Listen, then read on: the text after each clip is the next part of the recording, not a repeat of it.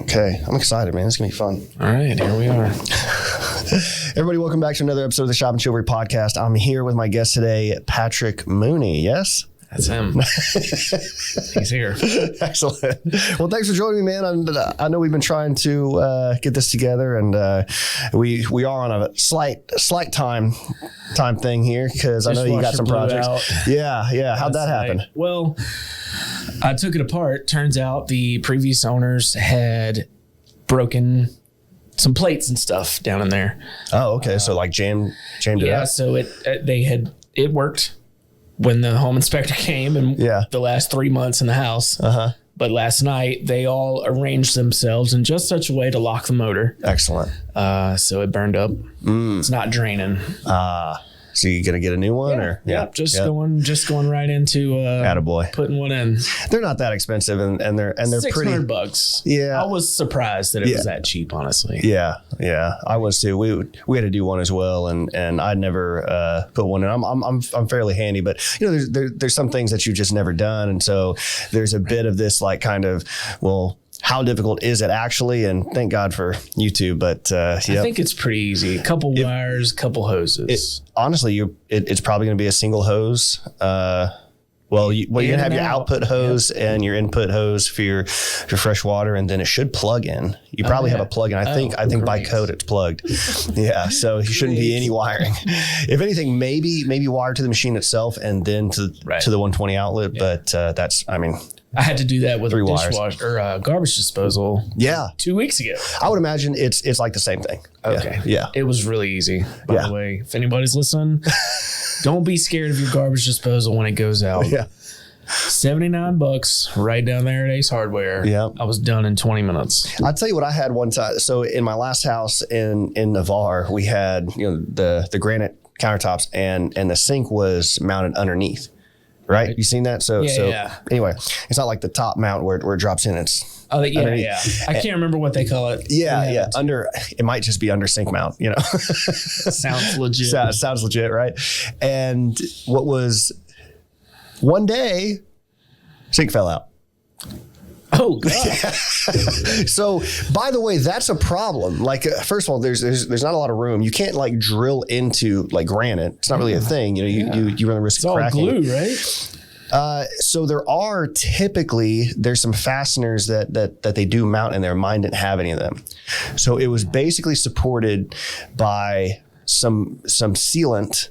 And then I assume just the pressure of like pressure fitting the pipes on there, with tension to keep them up there. So what I had to do no, exactly. So I got some all thread and through each of the drain holes, put a piece of wood under there, put the thread through that. And then I just kind of tightened it up, to bring it up. Yeah. And then it's engineering right there. And then construction adhesive around, the bottom there. So it's not coming out again. And then just for added measure, I wedged some blocks under there and went through the base cabinets on the side and screwed there. So it should be very nice. I think that's a 100-year fix. You can bathe a few kids in that. Yeah. Yeah, I would say so. So Patrick, tell us about yourself, man. I married Gloria. Everyone knows her. That's right. Shout out to Gloria. Gloria, formerly Crosby. Formerly Crosby. Now Mooney. She's a Mooney now. We welcomed her. Man, it's on that. That's been one of the best things in my life is getting a whole nother family. Mm. Yeah. Yeah. Really. That is awesome, man. Yeah. So, where'd y'all meet? Uh-oh. So I should tell you this.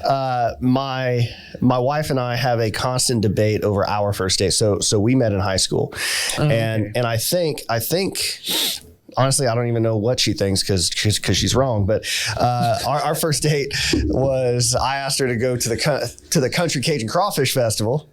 Of course you did. On MySpace. Of course you did. Yeah. And she wouldn't ride any of the rides with me. Oh. But then when I left, she rode all of them.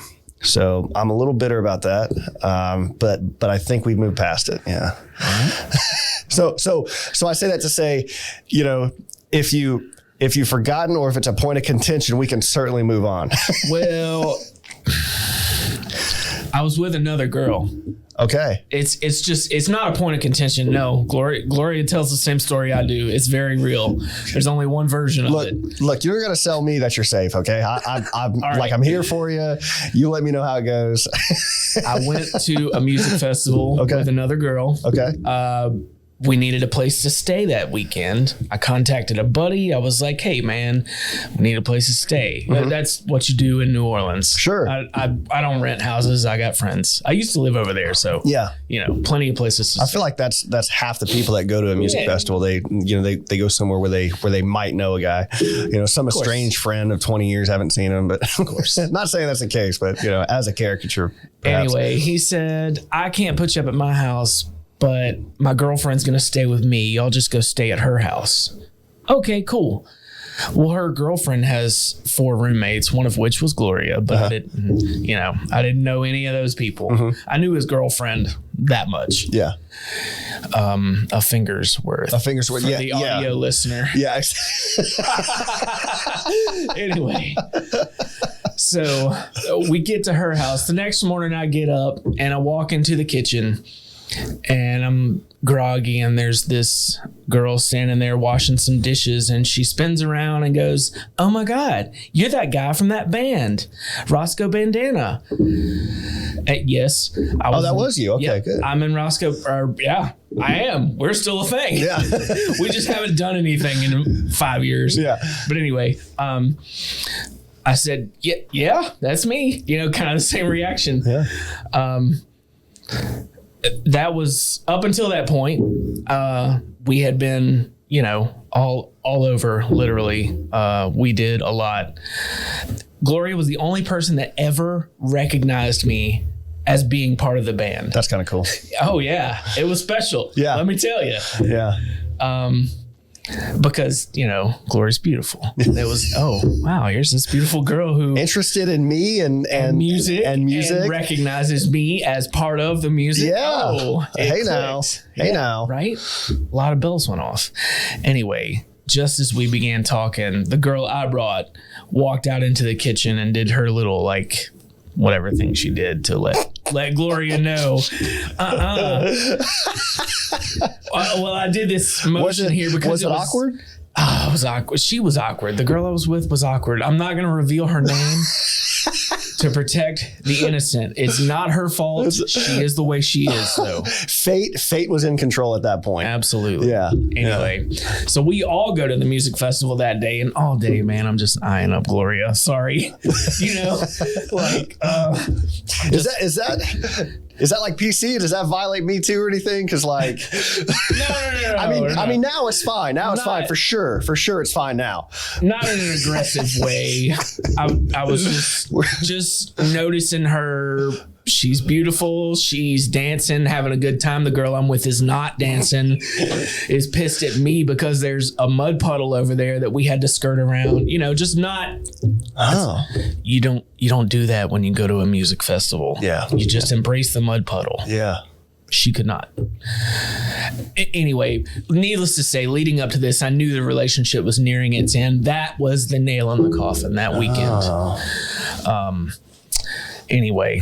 So Gloria was basically this relationship undertaker for you, I didn't even talk to her the rest of the day though. We didn't speak. You said enough, man. You said enough. She had said enough. Fate. Anyway. Fate was in control here. Yeah. I broke it off with, she was an internet girl too, by the way. Confession, I met a girl on the internet and dated them. Now it's really specific. Hold on. Let's get the pronouns right. You met a girl and dated them. Is this a multiple personality thing? No. Okay. I just want just for accuracy here. Let me be clear. I had never tried online dating before. Okay. I did. What was this like? Was the first product of that. Was this like the Tinder thing? You ready? Now I am. CatholicMatch.com. Catholic match. So I have to ask you, are you Catholic or was that or was that the better real estate? Oh wow. Wow. No. I'm Catholic. Only kidding. I grew up Baptist, and like I said earlier, I tried all of them on the way and found that I liked being Catholic best. Fair enough. Okay.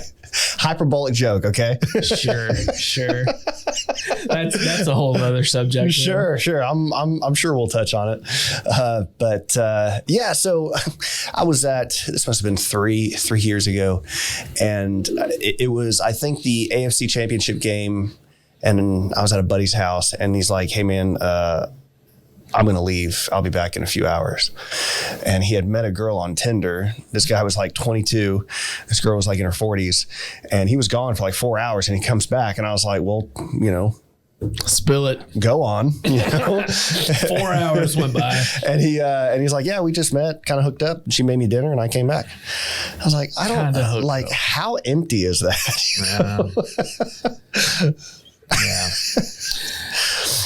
Yeah. Anyway, so I deleted my CatholicMatch.com profile. Excellent. It was just not for me. Yeah.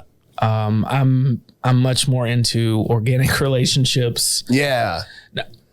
I know a lot of people that have met that way, and it does work for them. Sure. But that wasn't the person for me. Yeah. Regardless of where we met. And that's the point to take there, is that it wasn't a right match for you. And good for you for recognizing that early on, because a few weeks went by and I contacted Gloria's roommate through my friend who was the boyfriend. Hey, you still got the same roommates? Who's that girl who was in the back room? Yeah. What's her name? Okay. And that's how it started, huh? Yes. What was your pickup line? My band is playing next weekend. You should come. And then I'm leaving for 3 months to go to Colorado for geology field school and a whole lot of messing around. Okay. Excellent. I didn't cuss right there. I normally would have. It's okay. Yeah, cursed. this is fine. You want to throw one out there just to break the mold? Crap. Oh, okay. There are levels to this, I should say. Okay. Maybe we'll warm up. That's pretty mild. I've got people who are running for office in Ocean Springs who say worse than that. So it's all good. It's all good. All right. We'll get there. Yeah, we'll get there for sure. So why geology? It's going to take a while there. No, I'm kidding. I went to school originally on a double major scholarship, pre-pharmacy and upright bass string performance. Okay. I cut that music shit loose, man. They were working at it up there at Southern Miss. They turned a fun thing into a work thing, and it wasn't worth the scholarship at all. They weren't even paying me much. So I cut that loose and just, focused on chemistry and pre-pharmacy, dropped out, joined the Army. Okay. Because I figured out that college just wasn't for me right then. What was your MOS in the Army? I was originally 11 Bravo, and then... What is 11 Bravo? Is that infantry? Yeah. Okay. And then went on to the 41st Army Band. Okay. Cha-cha. Cha-cha. I've carried around the Army Band when I used to fly, or not the Army, Air Force Band. Bunch of divas. I don't know if the same thing exists in the Army, but well, see, I came from. They wore their like neck scarves and their uniforms. Really weird. Did you have to wear a neck scarf? No. Yeah, well done. No way. Go Army. I wouldn't have done that. Air Force Band wears neck scarves? Yeah, dog. Boo. Boo. Yeah. When they travel, so black boots, bloused, and then they have the blue shirt, blue jacket, whatever, but then like a neck scarf thing. That's right there. Yeah. Okay. There's a word for that, but it's very, very weird. Just very weird. Yeah, exactly. Don't do that. Yeah. Yeah. I got coined by them. So that's cool. It was called Tops. It wasn't the band. It was Tops in Blue. That's what it was. It was their like kind of singing group. Wasn't the Gotcha. band. Yeah. I've heard of them. Yeah. Yep. Probably got a rack of coins, huh? I got a few. I only have one. Yeah. I only got one in my whole 6 years. From what? It was from a first sergeant. Okay. He probably was retired first sergeant, but he was leading like a kids recruiting program. Okay. He was like, here's a coin. I was like, that's my only one. Sure, I'll take it. Yeah. I like it. Well, the Air Force probably gives coins out like participation trophies. Honestly, like you get one as soon as you graduate basic. You know, your airman's coin. Oh, we don't. And then of course, you can buy coins at the BX. And I've even given, had for my subordinates, gotten their so-on date for their rank engraved on that rank coin, giving them that as like a small gift. Sure. Yeah, that's a good one. Yeah. I only got one. The Army gives them out a little differently. High-ranking officials buy their own coins or have them custom made. Yeah. A lot, and it's an honor to get one. Sure. I've got a couple of those. Yeah. I've got some for different operations I've done. Within special operations, when I worked in there, I got a few for that. You did way more than I did. I played the bass. Yeah. The bass drum. Yeah. I played the airspace. Oh, okay. Yeah. Because once I got into air traffic control, I did combat airspace management. Right. So what I would do You don't forget anything. Me? No, you can't. Well, no, that's not true. That's not true at all. I teach it right now, and I tell people, so you can have 12, 14 aircraft that you're responsible for, but at the end of the day, and I learned this, shout out to David Naker at Hurlburt Field, my limit's only one. Oh, because you're only ever talking to one aircraft. True enough. So it's not true, but it makes people feel comfortable. So, okay, so again, what got you from the Army to geology? Oh, yeah. We were talking about geology. Yeah. I'll lose it, man. Look, it's all good. Thank you for keeping it up. Yeah. Look, man, I am here for you, and you're here for this podcast. Well, there was forestry first at Mississippi State. Hail State. Go Dogs. My man.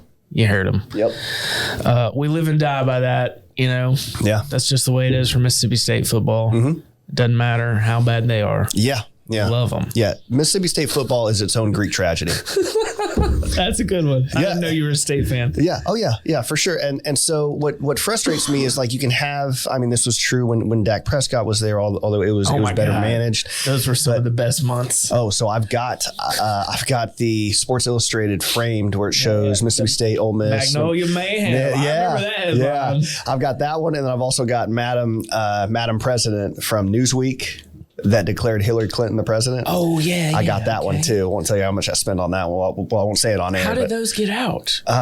Well, they were pre-printed. Like, it was supposed to be such a landslide that Newsweek had shipped them out. And, of course, they couldn't release them. It was the modern day, like, Dewey defeats Truman thing. And I was like, I remember that. I've got to have that, And so, I got on eBay and found one. I've never even opened it up. I got it. Put it straight into a frame. Wow. Yeah. All right. Cool. Yeah. And then, of course. How much was it? Come on. More than a couple hundred. Okay. Yeah. More than a couple hundred. That's a piece of history, though. Yeah, for sure. But it very valuable. It also frustrates me because I look on it and it says like, on magazine, $4.99 US, like $6.99 Canada. Yep. It's like, I'm way above that, unfortunately. It's okay. It's inflation. Yeah. No, that's funny. And then the other magazine I've got is Dr. J. Julius Erving dunking over Larry Bird. Cool. That's signed. But anyway, sorry about my magazine collection. Yep. Yeah, that's all right. Anyway, Mississippi State Forestry required me to take a geology course. And in that 101 course, I said, oh, man, this is the stuff. And circumstances were that I had to drop out of Mississippi State at that point. I just didn't have the money, man. It was pricey. I was even in the Army. Look, it's a beautiful campus, man. Like they pay for it. Yeah, right. The Army was paying my tuition, but just like cost of living forced me into nearly a full-time job on top of classes, and I was perpetually owing my roommate money. And love that guy, Landon Beasley. Shout out, yeah. He's an SF officer. Okay, great dude. He went that way in the Army, and he's loving it. Yeah. But he never said a word about me owing him money. Never. What a stud. What a stud. Exactly. Anyway, I had to leave school though. I told him, I was like, look, man, I got to move out of this apartment. I can't just keep owing you money. I owe the university money now. Yeah. Because yes, my tuition was covered, but the other, sure. There's so much more. Yeah, absolutely. College. And I think this is appropriate. I think the scene in Dumb and Dumber at the end. I'm sure you've seen it, right? Dumb and Dumber. So there's a scene. It's a while ago. There's a scene at the end where like they're supposed to have this money that was in a briefcase, and he opens it up. And he goes, "What the hell are those?" He's like, "That's an IOU for a Lamborghini. You might want to hold on to that one." So I imagine because they had spent all the money, and just thought they'd make some IOUs. But I imagine that scene as you were leaving, like, "Hey, I gotta go, but here's some IOUs." No, I'm good for it. No. I came back up to zero before I left. Yeah. I did not run out on a debt to Landon Beasley. Well, I was gonna say, to his credit, even more of a stud, He knew where I lived. He knew way too much about me. He became a security force officer, right? So, or was Special Forces. Special Force. Okay, gotcha. Yeah. Now he's super secret squirrel. Yeah. Could probably get in my house. Yeah. He's probably already been in there. Yeah. Yeah. For sure. Anyway. So what is it about geology for you? Truly, God's creation. I must also throw the caveat out there that I believe geologic theory that I've learned in school. I understand that the earth is several billion years old. And if you actually read the ancient Hebrew translations of Genesis, it doesn't talk about day one, God created this. It is more accurately translated to period one, God created this. What's a period? No, I don't know. Nice. Could have been billions of years. So the first epoch, maybe, yeah. Man, you never know. Now, to a geologist, an epoch is a very short window of time. Well, relatively speaking. You're speaking in terms of billions of years, probably. Eras. Yeah. You speak in era. Era, okay. Era is your major unit. Gotcha. Okay. But yeah, so I'm a creationist geologist. I am. But I understand that, the language of man and the language of God doesn't always translate. It just won't. Yeah. He's so mysterious, truly, in his majesty and his ability. And we will never understand that. That's what science is, though, to me. It's our attempt to take it all in, classify it, and kind of see where the ship is steering. Yeah. Science doesn't make assumptions. Science only makes statements based on volumes of peer-reviewed theory. I love being a scientist because it's, this is a water bottle and it doesn't matter what you say it is. That's what it is. And the philosopher would say it's that and other things. Sure. It's a container. It's a medium. It's a source of life. The water is certainly, right. Right. Yeah. Well, that's also scientific too. So yeah, all that to say, geology provided a window into science. Originally, I was pre-pharmacy, love chemistry, all that stuff. Yeah. Bad grades and money problems caused me to drop out and join the Army the first time. So I never lost my love of chemistry and science. I had to translate it into something that was a little more achievable. Because pharmacy school at the time was a 6-year road full of exams and board reviews and all kinds of stuff, and changing schools and having to compete for the top echelon. It's not that way anymore. Pharmacy has changed. But anyway, geology was not that. I could do some science, and have a good time, man. They have a good time in the geology department. Let me tell you about it. Oh, please do. Well, okay. So there was music, there was chemistry, there was business, there was forestry, and I was also in ROTC. And out of all 5 of those, nobody parties like the geology department parties, all right? Boy, stop. They did, man. They did. And they took field trips. And that college field trips, okay? College field trips. Let me tell you about college field trips. They're different. Yeah. They're a lot of fun. So, and it was also like everybody else in the geology department had some little misfit quirk like I did. I was a poor performing student. I'm not a dumb guy. I just didn't give a shit the first 12 years of college. Yeah. Just didn't care, man. Right. There was so much more going on. That I wanted to do. That makes sense. Yeah. But I did. Everything around school is centered around work. I mean, I don't think the hedonistic person is going to pursue that over just having a damn good time. I'm a hedonist. What's that? I'm a hedonist. Oh, we all are. Because it took 14 years to graduate? No, I wouldn't label you as just that, but I mean, we all are. I am too. It that way. Yeah. Well, I mean, that's the way we're kind of primarily programmed. It's we use faith or some other maybe moral structure to manage hedonism. But I mean, the idea that you choose to not cut your grass today and instead watch videos or watch TV, that's a hedonistic decision dichotomy. So the lights are going off in here. Oh yeah, I got it. Never thought about it in that way. Yeah, I always thought a hedonist was someone with unbridled desires of any type. Seek pleasure and avoid pain. Okay, I do it too. Yeah, you're right. Yeah, we all do. Yep, thank you. 100%. Thank you. I'm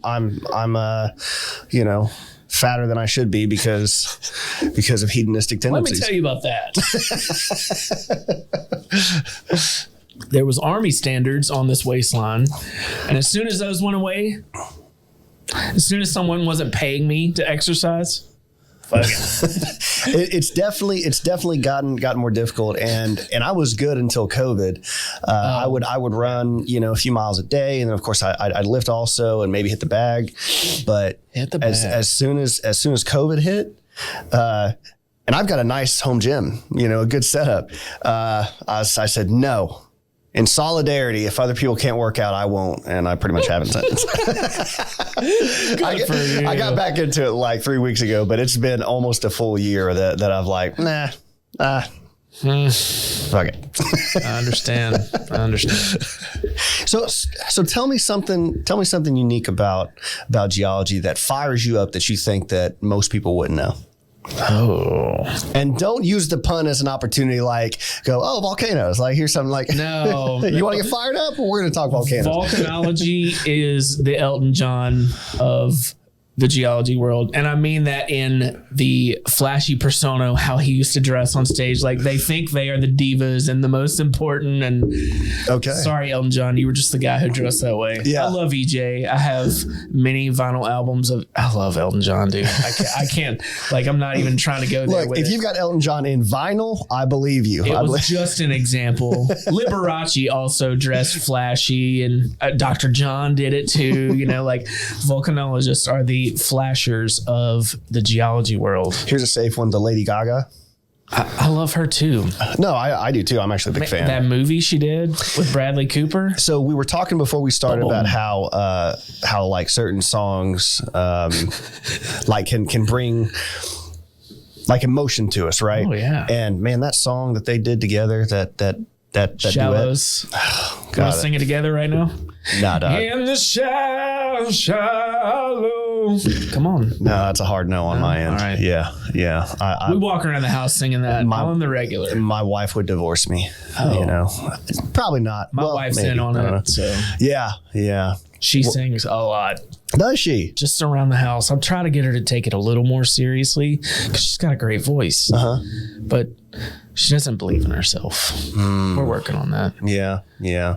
We all are at all times. Of course. Of course. There's always a pathway though that we probably should go down that we're fighting. Yeah. Ooh, what's that? I think it was Nietzsche. The things we most need to find are in the places we least want to look. Right. Yeah. Okay. Yeah. There you go. So anyway, true enough. Geology. I can't think of anything mind-blowing in geology, to be honest. I love the simplicity. What's that? Oh, they're practicing out there. Cheerleaders next door. Yeah. Hey, yo. Well, no. Just kidding. They're young. I didn't mean it like that. You're doing fine. The ship is still sailing. All right, thanks. Anyway, geology has several simplistic principles that apply to the way rocks form, the way rocks erode, and the way rocks redeposit. Okay. You're already asleep. No, I'm not. We just started talking about rocks, man. It just started. No, but it's rocks, dude. It's not. I don't know. It's not the kind of sexy, exciting science you might think of. Right. I mean, for example, my last job, I reviewed water use permits. Okay. Well, now that's actually kind of interesting. It was an environmental protection. Yeah. Well, I mean, you can probably speak on this. You know, some of the fracking problems that occur that have to do with the geology of the, I'm speaking out of my element here. It's okay. But I worked on a few oil rigs. Yeah. So that gets into the groundwater, and there's these stories about people being able to light their, faucets on fire, or whatever. Now that's particular to one area of the United States, West Texas. Okay. The hydrogen sulfide gets in the groundwater. That's what they're lighting on fire. Oh, hydrogen sulfide. Yep. How bad of a problem is that, do you think? Well, it's not so much because of the drilling operation as it is just a function of where they are on the map. It's the geology of West Texas. There's a ton of hydrogen sulfide in that. It's called the Permian Basin. Okay. Anyway, I'm good. No, I'm just laughing because all the real geologists that are listening are going to go, hell yeah, man. That's what we do. Yeah, when someone starts talking about there's going to be tens of fans of this conversation. Tens of fans. Just kidding. Yeah, right. Anyway, the Permian Basin has an excess of hydrogen sulfide gas. Okay. It just does because of where they live. Now, the drilling operation is not helping. They are opening several vents into the earth, which allow that hydrogen sulfide gas to migrate to other formations that hold the drinking water. Hey-yo. Yeah. It was going to happen naturally, but... Oh, really? They have increased the rate at which that occurs. Is there any truth to like the fracking causing earthquakes? Yeah, there's microquakes. Micro. You wouldn't feel it. I'm shaking the table more than fracking causes. Interesting. Sorry. Gotcha. So when, let's say, of course, obviously Katrina hit this area in 2005, and we lived in Heron Bayou. Are you familiar with that area? It's in Ocean Springs. It's in Ocean Springs. I lived in Gulfport. Do you know where Bienville Place is? Cool. Nope. Okay, fair enough. So anyway, that's where my sister-in-law lives. Okay. And my brother-in-law. Gloria's brother and sister live in Bienville Place. Okay, so I lived in the neighborhood that adjoins that, and don't ask me that name.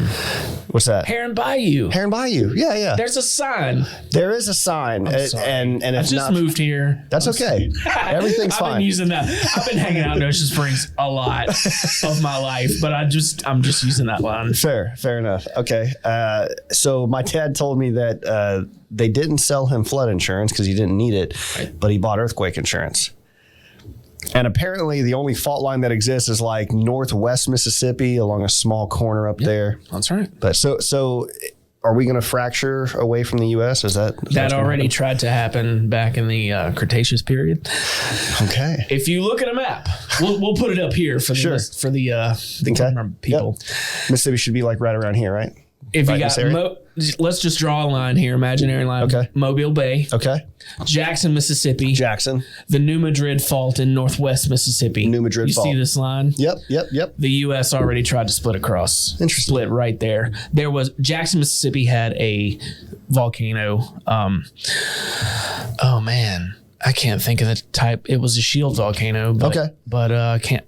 That's from like a hot spot under it. Yeah. like Hawaii shield volcanoes. Anyway, so there's a hot spot that's causing convection, upwelling. Just like when you heat up some soup again, you reheat some soup. The heat comes from, you got that layer, that skim layer of soup on top that's, you know what it looks like. Yes. Yeah. Yeah. You heat it up and then it, heat convection rises. Sure. We all know this. Mm-hmm. It causes that soup to break up into pieces. Remember? Yes. I'm tracking. Yes. Earth's crust. That's what it looks like. That's fascinating. There's your analogy for Earth's crust. Wow. Anyway, and that happened in Jackson. There was a hot spot right under Jackson. And then the New Madrid fault was much more active back then. So it's moving, shaking, trying to split apart. The hot spots there in Jackson helping this convection upwelling is what causes this fault. Yeah. And we tried to split already. It didn't happen. So didn't happen. Okay. Kind of like the Civil War. Yeah. Didn't happen. Yeah. Not very successfully. So are you familiar with the Mississippi Black Belt? Do you mean the Black Hills region? That supposedly the most fertile soil in the U.S. Yeah. Northeast Mississippi. Yeah, exactly. So why is that there? I'm asking impossible questions probably. No, that's okay. Okay. Soil is a function of parent rock. Okay, so whatever parent rock is there, I could look it up, but it's pretty old. Mississippi is like a layer cake turned on its side. Really? Yeah. So there's multiple layers exposed at the surface of Mississippi. And that's the reason that one of those layers in Northwest Mississippi is its parent rock was probably some type of clay. I'm sorry, shale. Shale. Okay. And turns into a clay, turns into this black, rich, earthy, full of organic matter already, full of natural fertilizer already.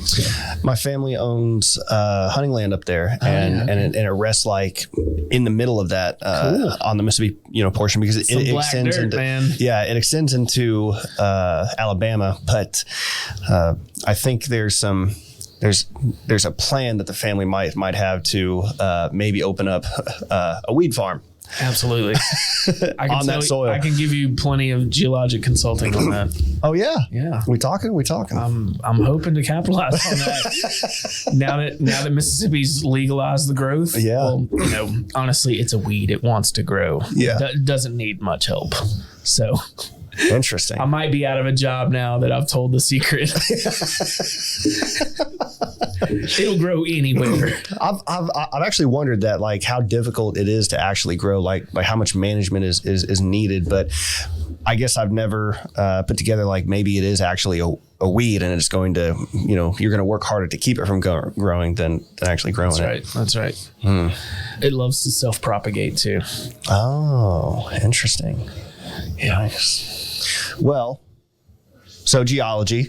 Mm-hmm. Okay. What next? I work for the Navy now. That's pretty cool. Nice. In between the two things, a lot happened. Okay. In between graduation and where I'm now. And I'm writing a book about it. Okay. We'll just go on and dive in there. Okay. Yeah. Suffered a brain aneurysm. Okay. Rupture. There's a difference between an aneurysm and an aneurysm rupture. Okay. What's an aneurysm, first of all? Sure. So imagine a bubble on a tire or a bubble on a garden hose. Yes. Pressure's built. Something happened and it caused it to build this way. Okay. And then that bubble bursts. Okay. So what happens to the flow? It goes out there now. Mm-hmm. Anyway. Same thing happens to blood vessels. Can happen anywhere in your body. Mine happened to be in the brain. Great. Anyway, have a family history of them. Oh, okay. It's not. Let's just lay it on the table. I didn't do anything to cause it. Okay. I was born into this predisposition for brain aneurysms. Sure, wasn't my fault. Right. Thankfully. I sleep better at night knowing that it wasn't my fault. Yeah. Anyway, so brain aneurysm is a bubble on a blood vessel. it can continue to operate with that bubble. But certain activities cause blood pressure to rise. And when blood pressure rises, your blood vessels expand, contract, respond to blood pressure. And in doing so, my aneurysm ruptured.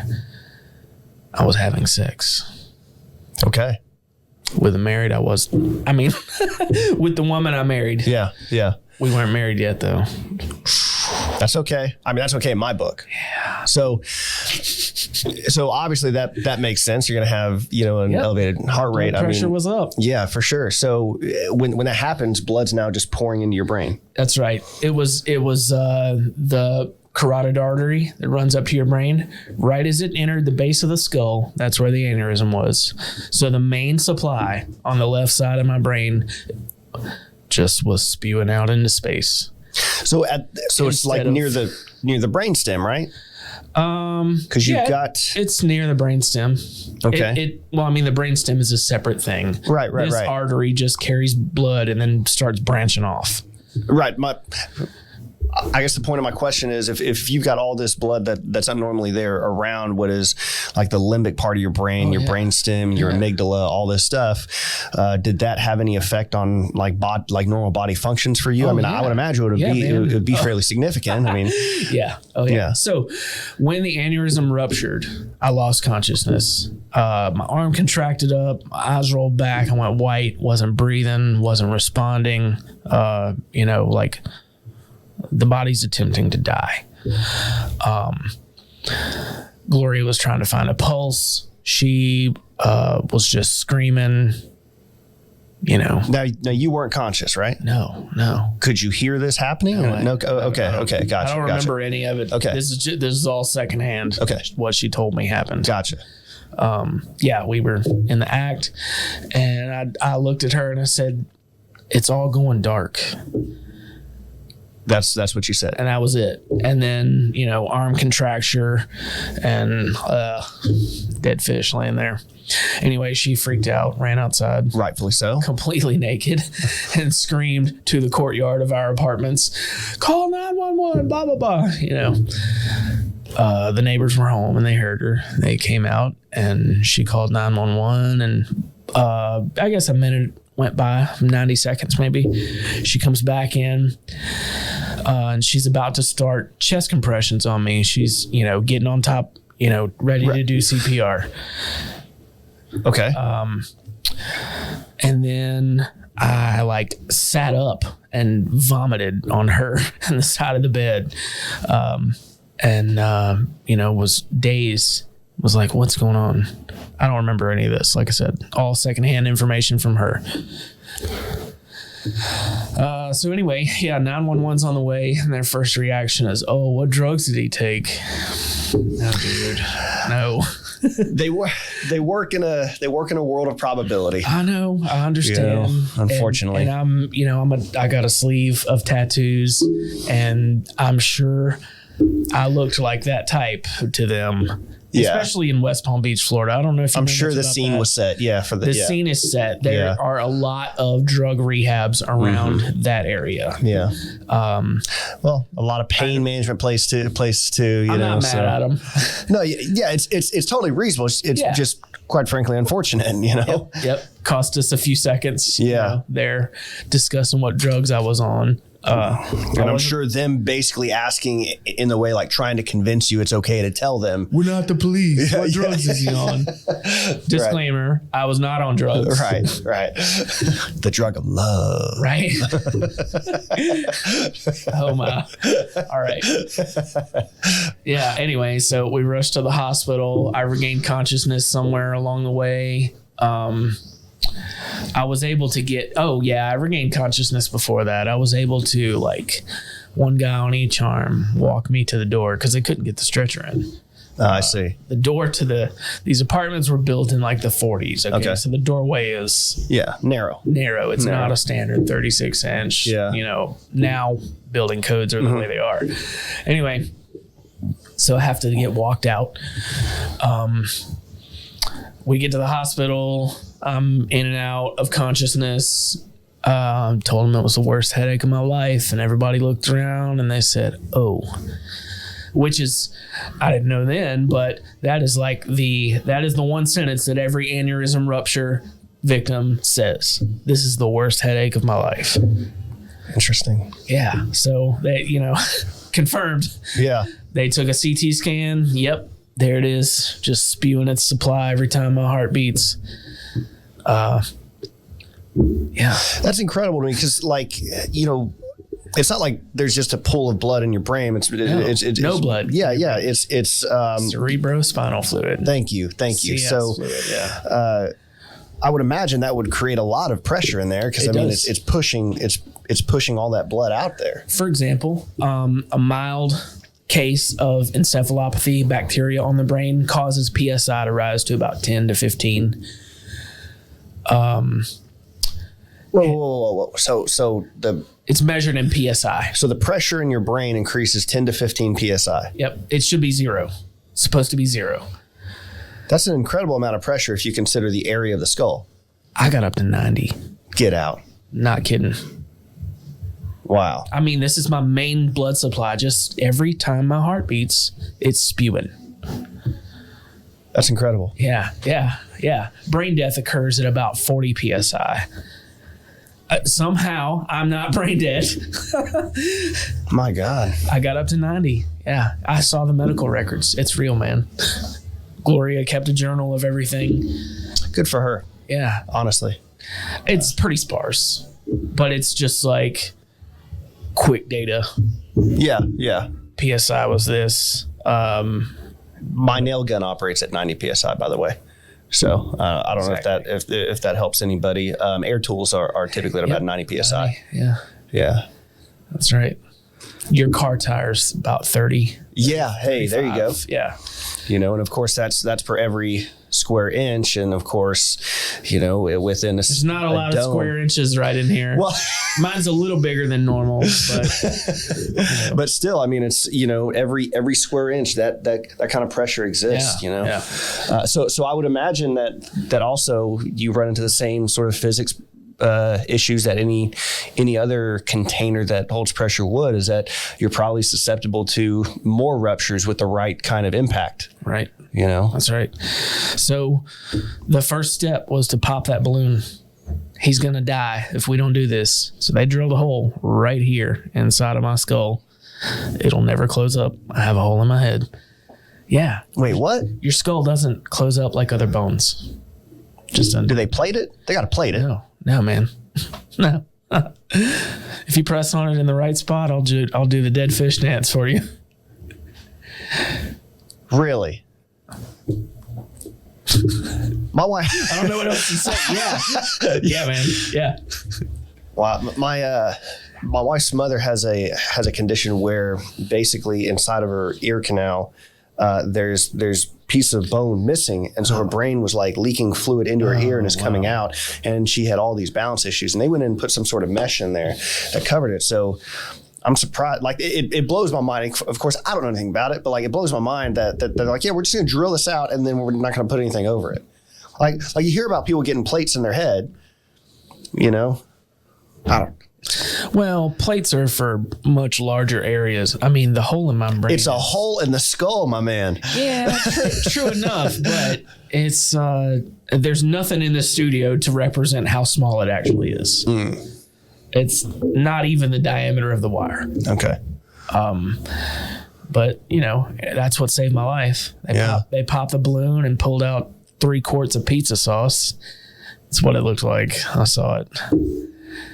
Pizza sauce.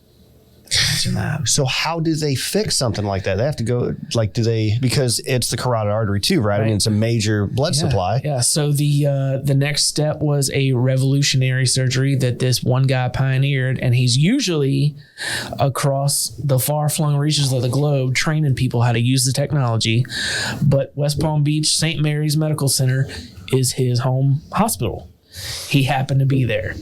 So the best was right. Can I get some of the luck you get here, man? I mean, I've been hearing that my whole life. You had this serendipitous meeting with this woman who would obviously be who would turn out to be the love of your life, and you get married to her, and she's also the person that knows the right thing to do in this random moment. Does she have a medical background? Like how did she know? She's a nursing school dropout. Gotcha. Yeah, okay, cool. She's a case manager at Singing River now. So she also happens to know, basic revival skills, right? Yep.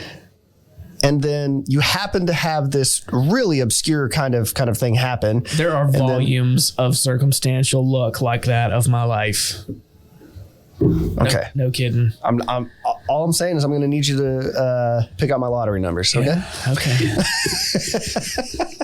Volume. I'm serious. Like, so many things have happened in my life that other people are like, wow, dude, you're so fucking lucky. Yeah. And I'm like, what do you attribute that to? I mean, there's, I don't plan any of this. I don't know, man. Yeah. I believe that God has a plan for my life. And I think that, like, he kind of flicked the ball and started it rolling, but I don't know. We don't see that kind of like direct, finger into life like the Old Testament tells us about. Mm-hmm. We don't see that anymore. So that's as close as it comes for me. Yes, I attribute it to God's divine intervention. I don't believe in circumstance at all. There's so then that would make you predeterministic, right? To some degree. Don't send me to that church. Okay. But, okay. There's free will, obviously. Sure. We have free will, but you have the free will to act on the places you're put. Mm-hmm. You have the free will to do it or not, I guess. Okay. And I. Yeah, but why do you? But like, these are circumstances that are outside of your control. Right. These are. It's not that you're making the decision. It's that you surrounded yourself with people that took do a job in South Florida. Okay. That's what put me there. Mm-hmm. But let's back up. Why didn't I take a job in any other place? Well, they're the only person that hired me, first of all. Okay. That's any job. I'm taking the one I can get. So that's who hired me. We moved to South Florida less than a year before this aneurysm rupture happened. I get covered on like the best insurance that exists in that state. $1.4 million for my whole hospital stay. That doesn't even include the physical rehab I had to go to for 2 weeks after, which is like $800 a day. It blows my mind that it's only a 2-week rehab. I mean, yeah. Well, it would have been longer. It was going to be based on how I performed at rehab. But it was the weirdest thing. It was like parts of muscle memory, were in these rooms locked away. And then like the pathway had to be restored. And then I was granted full access, so to speak. So, it was hard to get the legs to move again. I laid there for 23 days, completely motionless. And then, I woke up and I had brain damage from 2 strokes that happened while all of this, when the aneurysm ruptured, there was 1 stroke initially. And it's not the traditional type of stroke that grandma gets. A stroke is literally just dead space in the brain, cut off from blood supply. Old people get it because of things that build up in their arteries and cause a blockage. I got it because the artery ruptured. Totally different. Right. Removing the blood supply. But a stroke nonetheless. Yeah. And then a second stroke happened while I was in a coma. I don't know why. So when were you in the coma? So was this after the surgery? Yeah. So December 9th, that evening, the aneurysm ruptured. They put the drain in my head a few hours later. The next morning at dawn, the doctor, they called him way before, that was not his scheduled time to come in. Yeah. But they called him and said, hey, this guy needs your thing. So the next morning, a few hours go by. probably 12 hours, we'll just say, which is, in the world of ruptured aneurysms, that's fast. That they got to me fast. That's why I had such a good recovery. Most people have an aneurysm rupture and end up laying on the bathroom floor for a day or two before someone finds them. So, and they, just to speak of statistics for a moment, 3 out of 4 don't make it. They're dead immediately. That one that does make it, about 60 to 70% of them don't make any recovery, vegetative state, life support. So now you're down to a percentage of a percentage that actually survive and actually wake back up. Out of those people, less than 10% make it. Now the medical review reads exactly this way: any recovery to speak of. So less than 10% of people regain the ability to walk and talk and be normal and stuff again. So I'm in a really, really small group of people to not only survive, but then to be, dude, here I am, fully functioning. I have a tingle in this left toe, but wow. Yeah. I survived. I'm 100% back. I can do whatever I want. Yeah. Mostly. Right. I have no doubt that it's going to change your the way that you have to live your life. But I mean, even that, you're on the worst end of the statistical probability that things are going to work out in your favor, and somehow they do. Just for example, I got really close to one of my ER nurses. He's about my age. I dedicated my book to him, actually. He, Brooke, took extra shifts. He went, sorry. No, it's emotional, man. Yeah, absolutely. He went 100 extra miles to make sure that I was cared for. He did the best. And, because of that guy, and the medical team around him, I made the kind of recovery I did. They were just awesome. I don't even know why I mentioned him. I lost train of thought there. No, you're good. You mentioned because you were speaking about his care, and we were talking about kind of just how lucky you were and to have somebody who's so dedicated to you during that time. Again, it's arguably a miraculous story. Absolutely. So you want to know something about that word? Love to. They don't use it much in a hospital. I saw probably a dozen, literally 12 to 15 different neuropsychiatrists, neurologists, neurophysiatrists, like everybody on the spectrum of we know your brain. Every one of them said to me, we don't use that word, but you are a miracle. Those people who see every injury, they know what a miracle looks like. Yeah. I am. I know it. Yeah, man, I would say so. You've got, I'd say you've been touched by something miraculous for you to have the sort of faith that you've had. I just woke up. I woke up on New Year's Eve. Everything was fine. I was fully here again. I don't know at what point. We kind of were mentioning earlier about souls and spirits and this and that. It's real, because mine left for a while. And all of my body systems shut down. I was on kidney dialysis. I was on a breathing machine, 100% ventilator. They had to cut a trach. Brain, function was, I wasn't brain dead, but it wasn't much going on. Yeah. It was in sleep mode. My heart tried to stop. Every kind of life support that exists, my body required it. So when all of this was going on, were you conscious at all? Like, could you? No. So there's no memories, even if it was in a sort of dreamlike state. That's the other part of this. It wasn't a dreamlike state.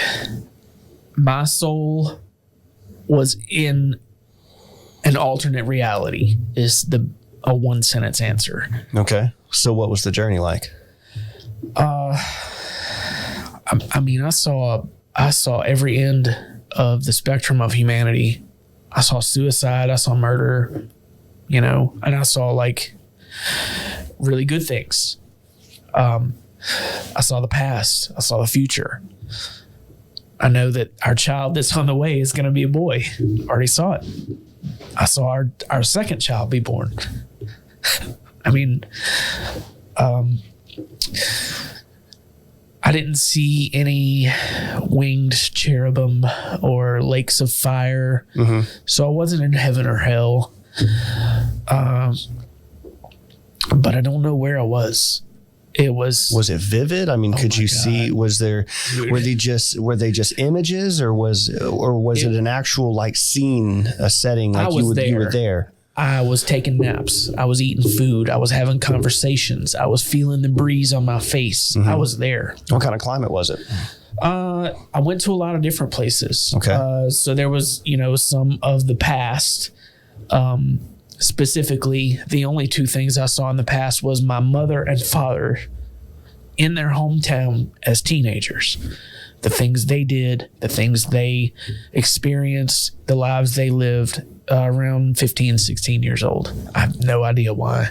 Have you ever been to those places? Hell no, man. I was born in 1986. Yeah. Well, I meant like, have they ever taken you to like their hometown where they grew up? Okay. Yeah. But it's, it's now. Yeah. Not 1965. Oh, so you're seeing them in a modern setting? No. When I visited, okay, as a child, my parents took me to their hometown. It was, it was the reality of now, which is very different than how it was in 1965. Sure. Ish, mid 60s. And this experience for you was in the 1950s, 1960s. Yep, I could tell by the cars, the clothes they were wearing, the characters. My great uncle, he was the proper age. He wasn't wearing glasses yet. He hadn't lost a bunch of hair. He was, young and virile. Cause my dad lived with them at one point in time. Mm-hmm. It was, he had a fucked up family. Yeah. But anyway, and then my mom, I saw her as I guess about a 16-year-old girl. She worked at the old Broadwater Hotel in Biloxi. Okay. She was a lifeguard at the pool, in the summers, and just hung out with patrons and, partied with them and stuff as a 16-year-old kid. But anyway, it was, there's a whole lot of detail. There are volumes of detail that I could speak about the things I saw and experienced. I was there. I ate food. I drank water. I had, it was real. So what were things that scared you during that? What were things that you saw that scared you? I saw a guy commit suicide. Okay. He was the one final source of knowledge in a murder case perpetuated by the KKK in central Mississippi in the 60s. Is this a story you knew of, or this was presented to you? So this setting. Yep. 1960s Collins, Mississippi. I just all this detail. You were just zoom. And you've never heard this story. Is it true? I'm sure there were murders that the KKK perpetuated in the mid 60s. Right. In central Mississippi. That was the theme. Not debating that. I got you. Right. Okay. So it wasn't that you were reliving like a specific story. You were reliving a scene, a themed scene. I guess so. That could have been specific, but to your knowledge, you don't know that it is. Right. Okay. Right. Anyway, I'm like zoom into the back of this guy's patrol car. He's the one source of knowledge who is either going to have to testify and be murdered after, or not testify and be murdered before. He's got he knows who committed the murders, and they've put a threat on his life. If you do this, we're going to kill you. If you do this, we're going to kill you. That's a paradox. Yeah. Exactly. Yeah. So he decides to take his own life. And I'm in the back of his patrol car, and I can see what's going on. He's troubled. He's been drinking. He's tearful. Let me ask you, so did you know the outcome of this story? No. Or were you watching it play out? I'm watching it play out. So you have no idea what's going on. It's not like you can peer into his... Can you like hear or understand the thoughts of the individual? A little bit of that, yeah. Interesting. Yeah. Okay. And then he just reaches and gets his service revolver, and that's it. Blood splatters all over me in the back seat in the car. It's everywhere. He blew his head up. Did the car crash? No, he was already pulled over on the side of the road. And so then this was before the days of cages in the back of cop cars. I just reached over the seat and got his radio, and I called for the ambulance. And I distinctly remember them asking me over the radio, should we rush? And I said, no, he's dead.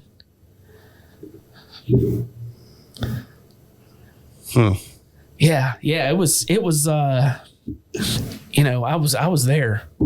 It wasn't a spirit floating above just watching it happen. I played a part. What about the murder? The murder was a lot of murders, as a matter of fact. And all the bodies had been hid in this lake.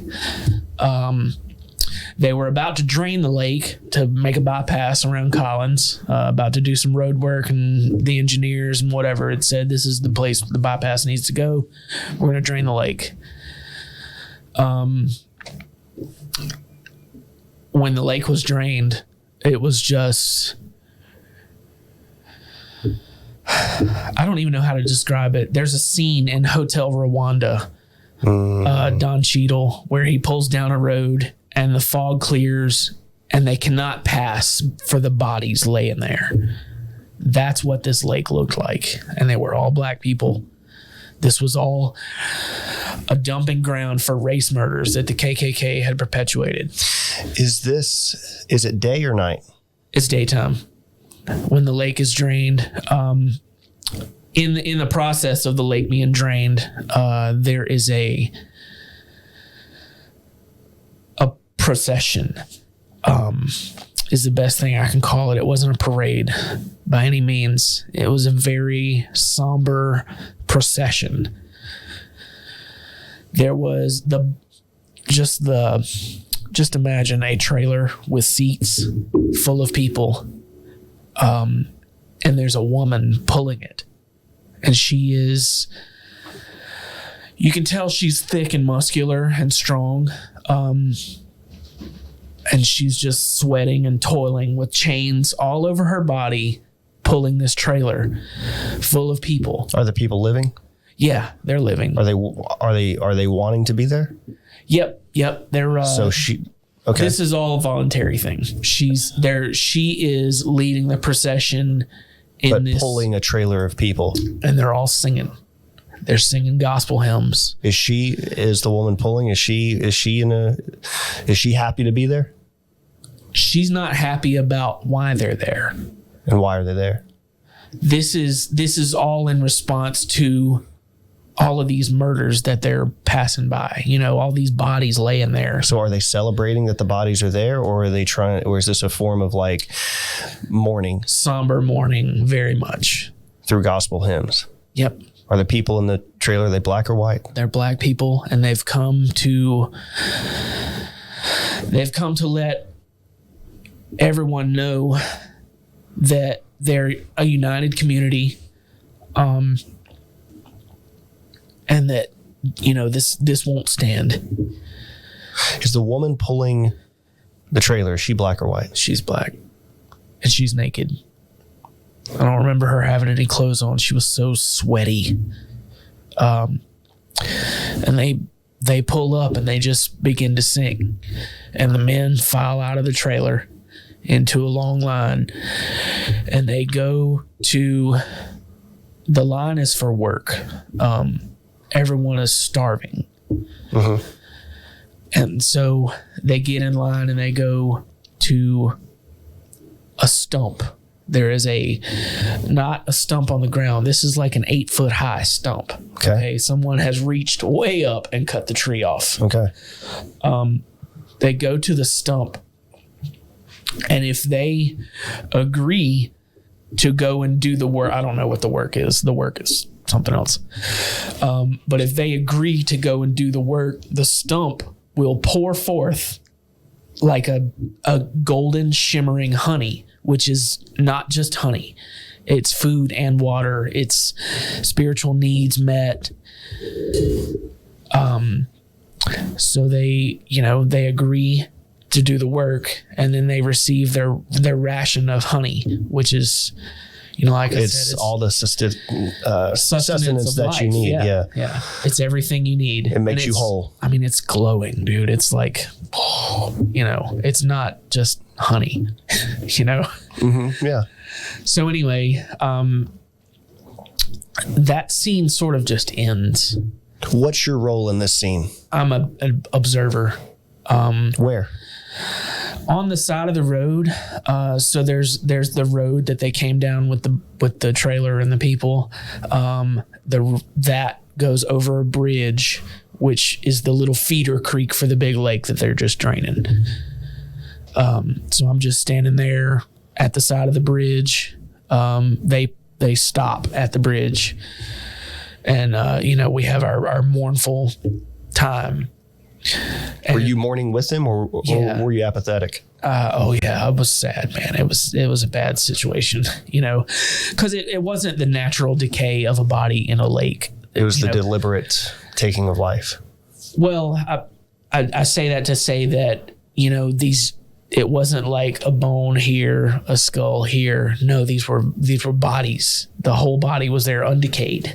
Oh, I see. Yeah, so it was very vivid. There's hundreds. Did they seem like they had life in them? No, it was definite that they had been murdered. So did you ever look down at your hands?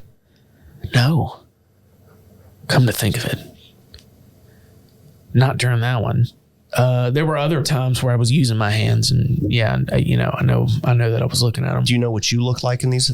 I look like me. Yeah. This version of me. Without this trach scar. That's interesting too, because you had that at the time, right? Yeah. So were you recovering from an aneurysm there? No. So you didn't have any injuries? The closest thing to that was in part of it. Like I said, there's a book coming out, so I'm not gonna lay it all out there. Fine. Yeah. I'm deeply intrigued. Yeah, I want people to read it. And I have no doubt they will. I mean, you've got to understand, like and you do because you've written a damn book about it. Like, you understand that. One, it's a miraculous set of circumstances, and you live arguably a truly miraculous life. At least you have up until this point. I'm not. Miracles happen to me. I'm not joking. I'm being very serious. Right. And then this experience that you have, that's from what I can tell, existential in nature, I think is beyond profound. Yeah. And meaningful, and there's lots of questions that I have that obviously, I don't want to go into for fear of ruining the allure of the book. Well, no, I mean, but okay. Yeah, like the hands thing. That's what's interesting to me. I don't know what your family history is, but you seem to have, like, there's a theme obviously here. Within this, it's an understanding of the oppression that blacks in Mississippi specifically, and central Mississippi as well. I mean, look, you and I, wear team colors, and there's places in central Mississippi I won't go. You dig? So that's where my family's from. I know all about it. Are they from? Is there a place in Mississippi called Collins? Collins, Mississippi. Okay, gotcha. They float around 2,500 population. So let me ask you this: all the bad scenes and all the good scenes, they take place in Collins? I'm just in Collins for a little while, honestly. Okay. But like where you're all the bad scenes are in Collins. So your parents, when they were 15 and 16 years old? My mom was in Biloxi. Yeah, because you said Broadwater. Yeah, right. And so, but you saw your mom and dad together play? No. They were separate. Okay, gotcha. These were two separate. And your father was in Collins? He was in Collins, yeah. That's where he's from. In the story, you're an observer of the pain of Collins, but you're an observer of the goodness in Collins. Seeing your mother obviously was in a positive light. Did you see anything negative in Biloxi? Yeah, there was a member of her graduating class who opened the nightclub adjacent to the Broadwater, and he was murdered by a lover. His mom got revenge, though. God, that's so interesting, man. It's the only painful things were from the past. The only things that were hard to observe or hard to take in that was from the past, you know. Do you ever go to Collins? Oh, all the time. Okay. I love it up there. Did you? We got property. We got. How did you know that you were in Collins? Oh, that's if you ever been there, you'll know too. Well, I'm curious. Like, does the lake actually exist? Yeah. Okay. The bridge actually exists. The furniture store actually exists. The field actually exists. This is you're actually in Collins, not a manifestation of what Collins is based on your own belief structure, which is to say that you're not fabricating a setting and calling these things that are bad are Collins. Right. Or put in another word, Collins is all bad. It's that this is actually. No, I was actually there. Yeah. Yeah. Very much. It's a lot of central Mississippi small towns look alike. Yeah. In a few ways, but they all have their particulars. The line of shops down Main Street, etc. Yep. I was there. So tell me about the future. Between the past and the future, there's something I wanted to discuss there. I took a little boat ride. I was at this place. Things were going well. This boat arrives. No captain. It's like a pontoon boat, but it's really big and it's got a cover and it's not a party boat. I can tell that much. Why do you know it to be a pontoon boat? I mean, it's got pontoons. Okay. Those metal tubes that it floats on. Did it rock? Did the boat rock a lot? Yeah, okay. A little. Were the seas rough? No. I don't remember the seas. That's, because they're pulling into a marina. And is that where the scene opens up? Yep. Basically, I'm there with my bachelor party. You weren't married at the time? No. Okay. No. And so this is still the present, though, for you? Ish. Yeah. Okay. It's kind of like present. I guess you might say that. Yeah. Well, everything. But an alternate present. Well, all the present is living the future, right? Sure. So you're acting out the future. Yeah. Man, can we kill this? Yeah. Is that too much? Yeah, I'm sorry, man. Thank you. It's a heater. Thanks. It's all good. Felt like I was in Mexico. Me and Ted Cruz. That's the bottom half. Hey. No, we're not going there. Hashtag current events. Anyway. Yeah. Yeah, so we're there. The boat pulls up, and I don't know how I know, but I know that it's for me. That boat's for me. So I'm moving towards it, and I can see a guy walking, and he's got a big, thick-ass manila envelope that's just stuffed, crammed full of papers. That is my life. I just know that. You know what I mean? I see him. He's bringing my life here. Here it comes. He hands it off to... or he just sets it on the boat, actually, is how it happened. Where on the boat? On a seat. Okay. I get on a seat and the boat drives away. But right before we drive away, my 12-year-old version of my sister, she's my age, by the way. She's only a year older than me. Okay. But the 12-year-old version of her runs up and says, I got to hug you one more time. So we hug, we embrace, and I drift away. On this boat, it moving at like Disney World ride speed, so it's slow. I don't know how much. And you have your life with you. Yeah. I got this manila envelope. This is my shit. This is mine. And she's not on the boat anymore. Nope. Did you ever see her leave? She never got on the boat. She just reached over from the ground, the marina there, hugged me, and that was it. What do you think the boat represented? The boat was just a transport. I don't know. But we just sort of drifted away, and I don't know how much time went past, but the next thing that happened is the boat's coming in hot. Okay, and we hit the bank, and I fall up on the land. With or without the packet, I look over my shoulder, and the packet is being picked up by a guy, and he's going that way with it, back over there. I don't know what they're doing with packets over there, but he's taking mine. Yeah. Great. Were you okay with that? Yeah, it was cool. That was normal. Yeah, it seemed normal. 2 attendants, I don't know how else to describe them. They were dressed in gray, like gray scrubs, came out arm in arm, took me inside this tent, and they start hooking up all kinds of shit to me, but it's still primitive. The setting is primitive. I'm in a tent. It's not like a hospital with, lights and ceiling tiles and stuff. It's a tent. So they're hooking up all this stuff. My mom comes and my 12-year-old sister, again, they come. But my mom is her current physical state. She's not from that age or from the past, or, it's what she looks like right now.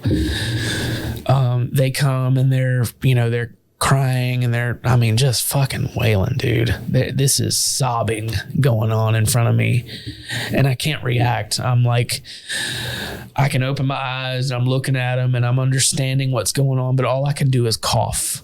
The only thing I can do, and I got a horrendous cough, man. And every time I cough, the machines go fucking nuts and the attendants have to come back in. And so this is, several times over what seems to be a few minutes span.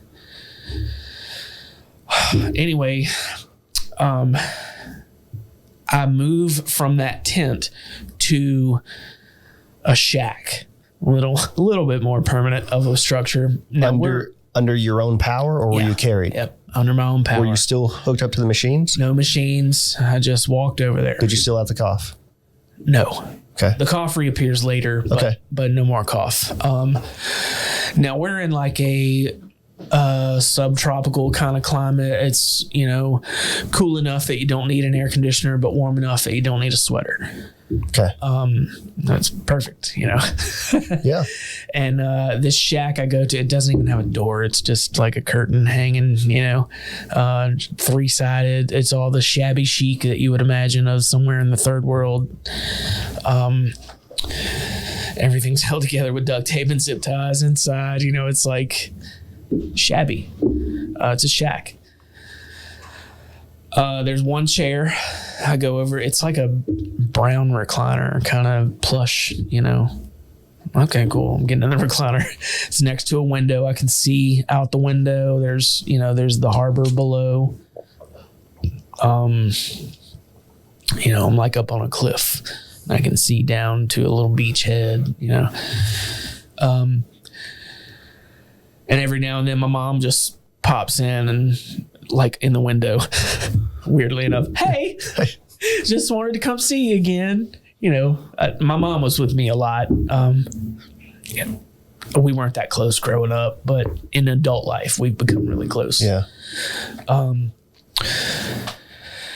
But there's so much that goes on in this recovery shack. Like, people are visiting, they're bringing me food. There's one old lady that I can't place. She comes by every day though. She wipes my head because I'm constantly sweating or something. And she, just one sentence, it's going to be all right. And she's gone. Every day she came by and did that though. You're going to be all right. She would say one sentence to me. Where is your life at this point? I mean, my body is still laying there on life support. Where's the envelope? I haven't seen it since the guy picked it up and ran away at the marina. Have you had a thought about it? No. Haven't had another thought about it. It went back to wherever they keep them because I'm not going away. tons of stuff happens there in that recovery room, and then we go to the future. Okay, so what do you make of that? And how about this? Let's start here. What part of that was Gloria? I don't know. She was there in all of the future stuff. She wasn't there right then, though. I think I was, almost died. I think I was very near death, physically. And so my spirit was taken to a place of maybe an assessment. I won't call it a judgment, but an assessment of the life packet I had. And that happens again in the future too. There's a big crux moment when I visit the future. But I think I was very near death, and they decided that it wasn't whoever reviews packets out there in the water. They decided it wasn't my time.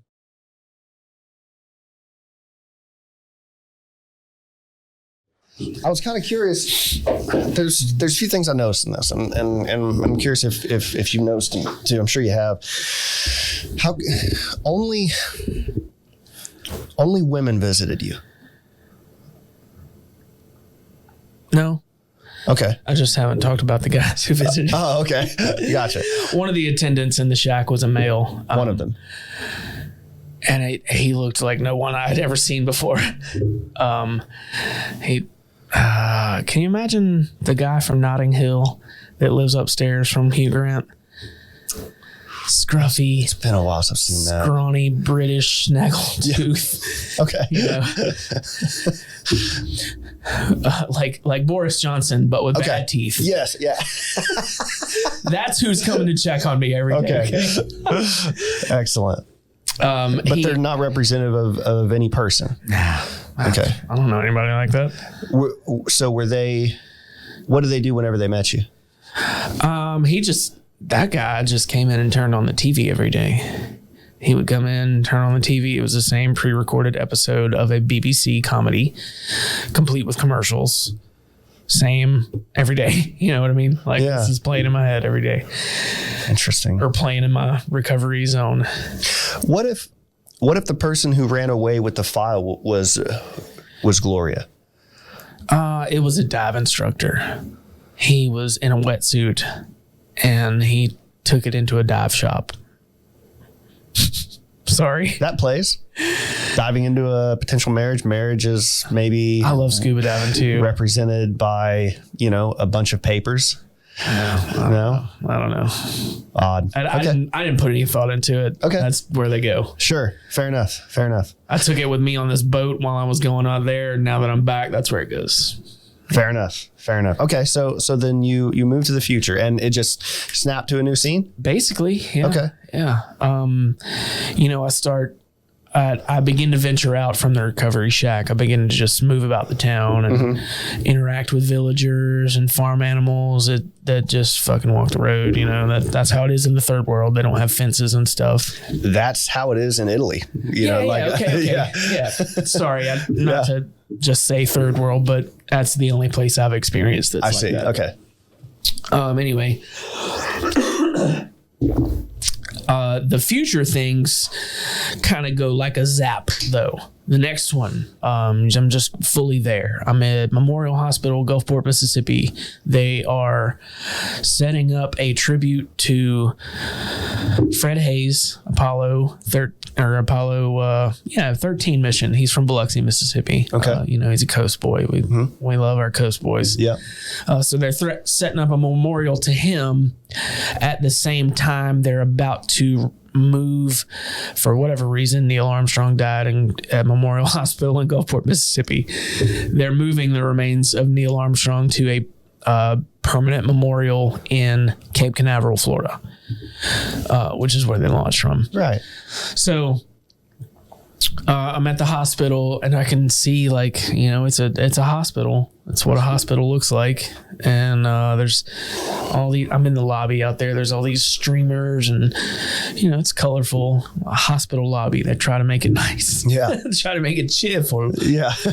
But anyway, I accompany Neil's remains on this honor flight. Are you responsible for them? No. Okay. No, I just. Are you playing a role or just observing? Not in any way. Okay. But when we land, we all have to wait for our immunization tests to be complete, which is sort of weird because now you have to do that in reality for coronavirus. More on that, another future subject. I actually saw. Please tell me you have the way to end COVID. No. Okay. No. All right. Sorry. No, but I saw it coming. It came from China, aboard a ship. It came to the United States. You know, tons of Chinese people are dead, and it's, you know, they've had to come to the United States for humanitarian aid is what they were seeking, but they ended up bringing the virus too. Interesting. Yeah. When was this? When did you go? This was before anyone had ever heard of COVID-19. This was in the fall of 2019. Oh wow! Yeah.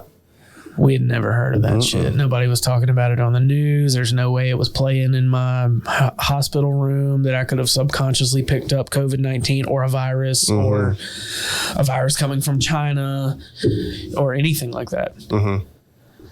So I have to assume that was a manifestation of, you know, the truth, what would actually happen. Man, if our baby comes out a boy, I'm really going to hold that, you know, just like, whoa, okay. I will expect now my house on the bayou because I saw that too.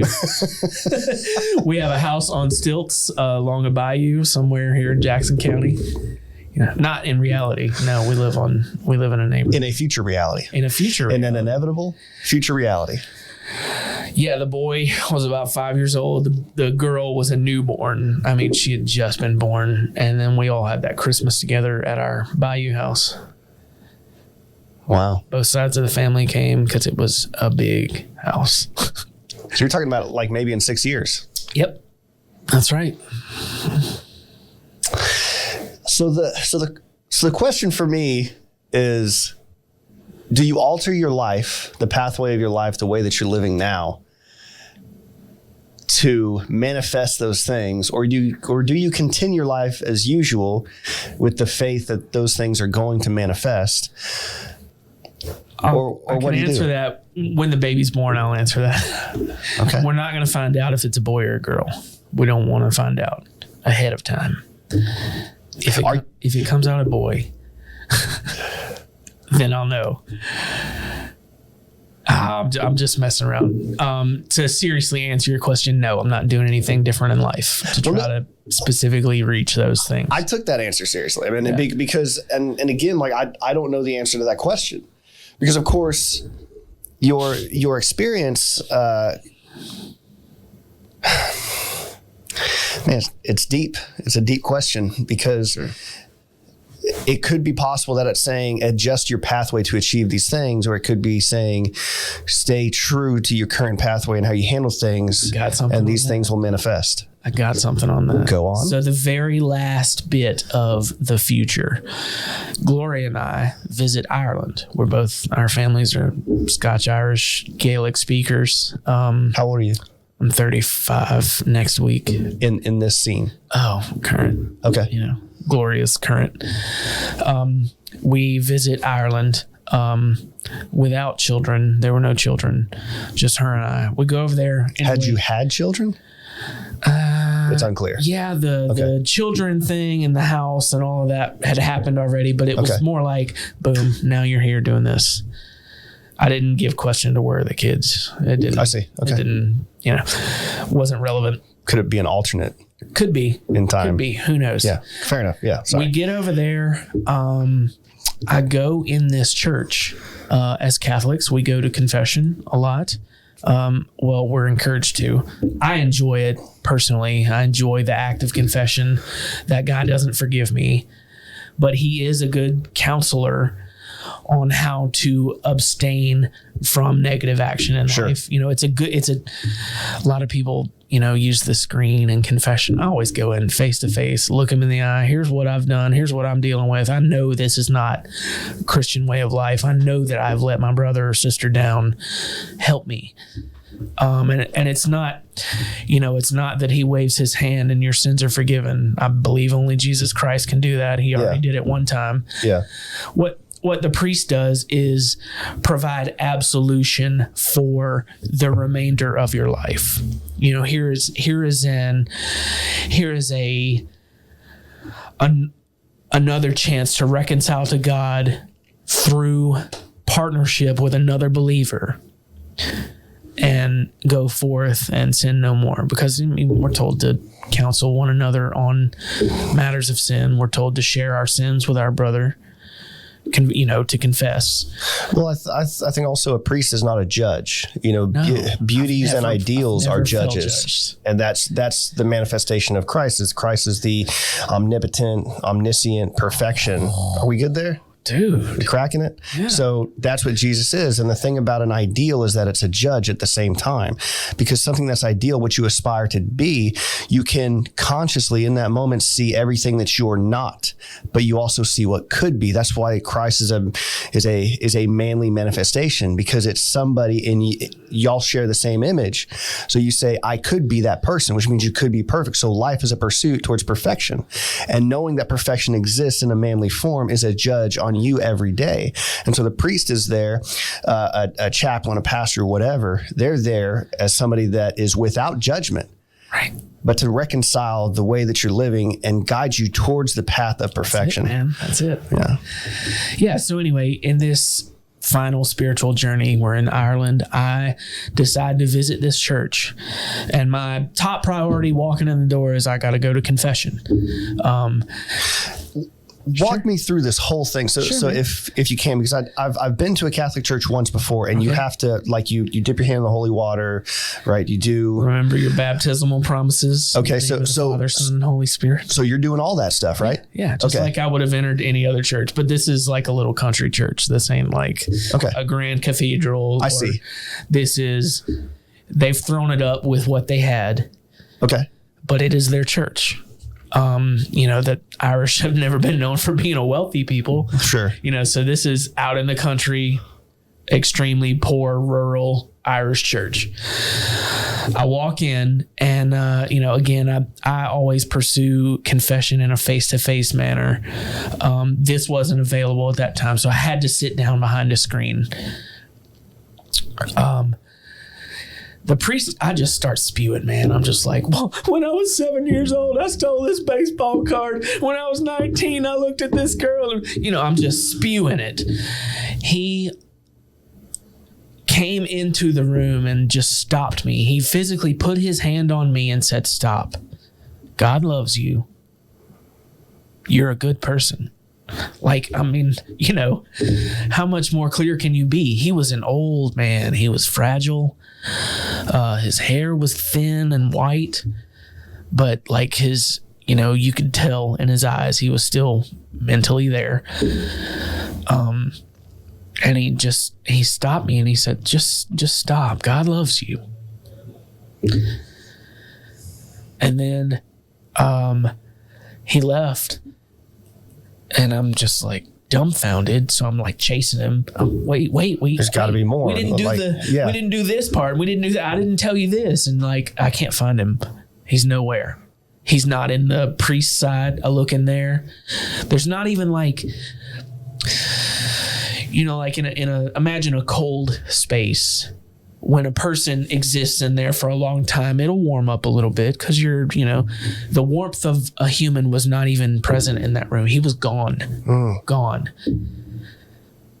I said, okay. So I walk back down the hall.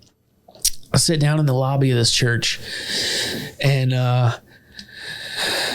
there's some debate about where I will keep my golden wedding ring. Who's involved in this debate? My mother is there. I'm there. And a person I can only describe as a vault attendant. He looks like a complete NASA nerd, black pants, white shirt, skinny black tie, bald head. And my mom's like, isn't their place good enough? And I said, I don't know. I don't know. I need to see your vault. And he said, well, the price of admission to the vault is your ring. Sorry, he didn't say anything. It was just understood already that I was not going to be able to,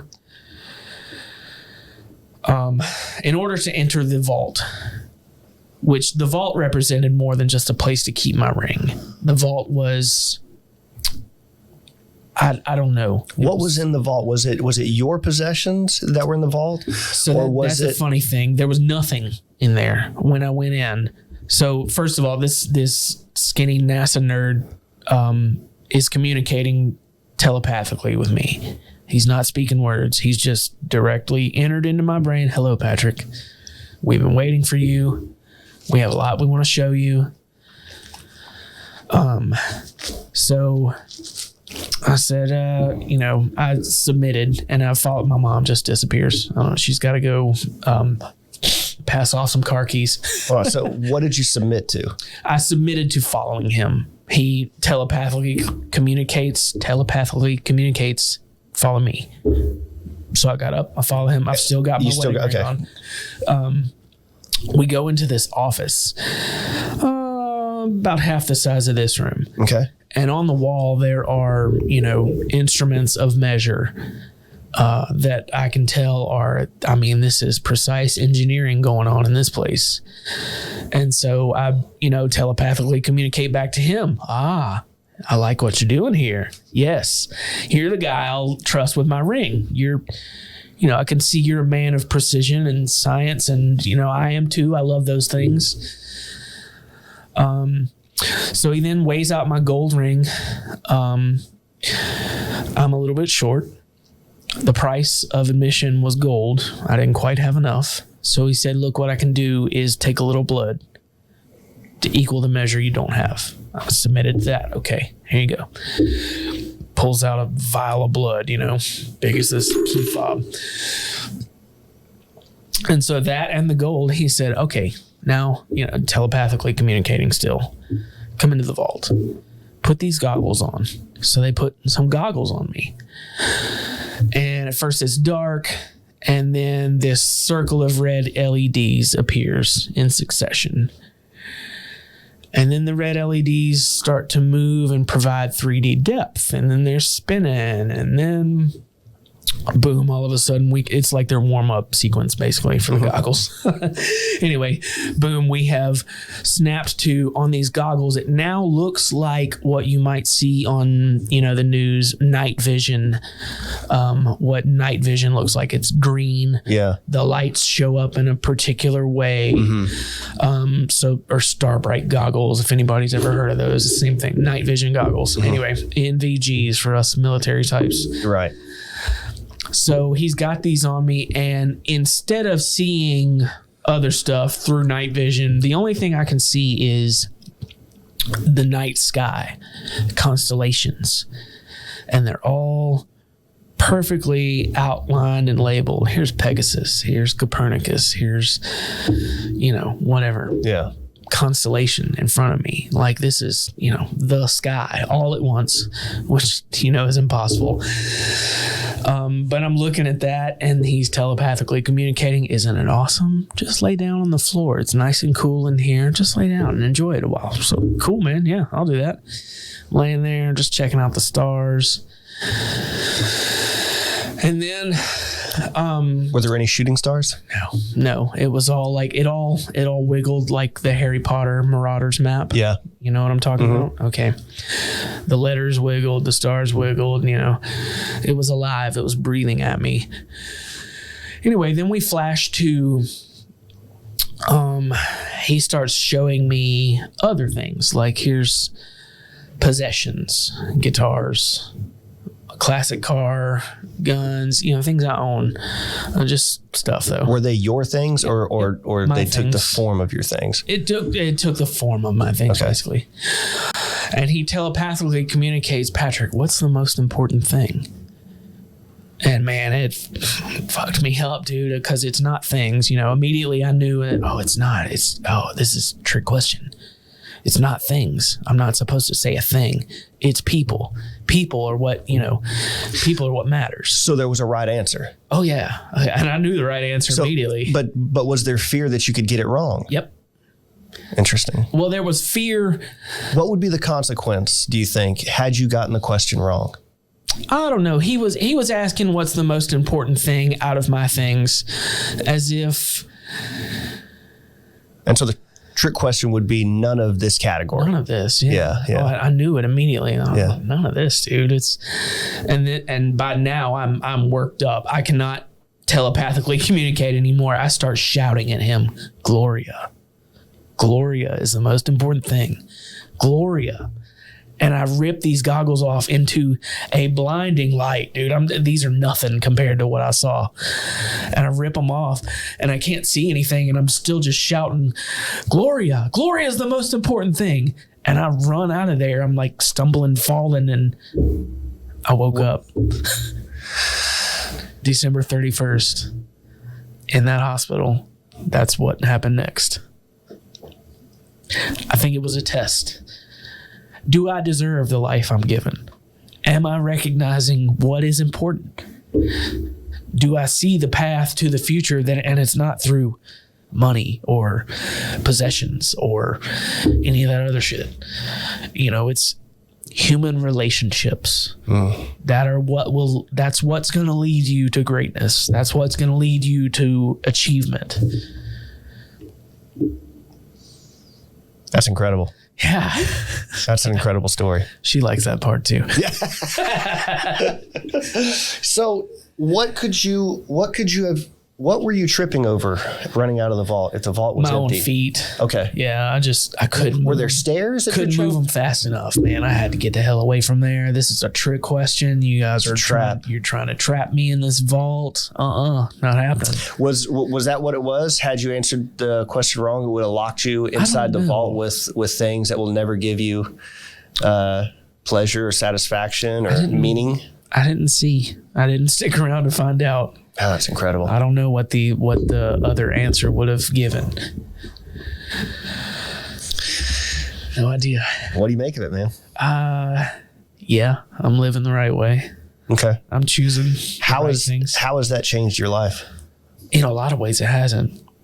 I woke up, I went through rehab, I got back to normal, and I was already living. No man is righteous, but I was already living in a way that I attempted righteousness. I striven. Mm-hmm. Let's go through all the English here. Sure. Yeah. I was already working towards the good. I already believed in spirituality. I already believed in a soul. I already believed, in an evaluation at the end of life. So not much changed, to be honest. I still drive the same car, which they tried to sell while I was in a coma. They talked about it. No ad was posted, but they talked about it. I woke up to conversations about, well, we were thinking about having to sell your car. And I'm like, why? I'm here. Why are you doing that? Yeah. That's weird. How was, and this might be a trivial question, but when the blood was taken, how was it taken? Was there a nurse? Did he take it? Did you see the blood actually come out? Was there a needle? Yeah. Needle attached to a little vial, just like. What did the vial look like? Was it ornate or just a normal vial? It was ornate. Thank you for saying that. It was glass vial pinched at both ends, so it made like a bubble. Yeah. So yes, very ornate. Thank you. Yeah. Anytime. I'm here for you, brother.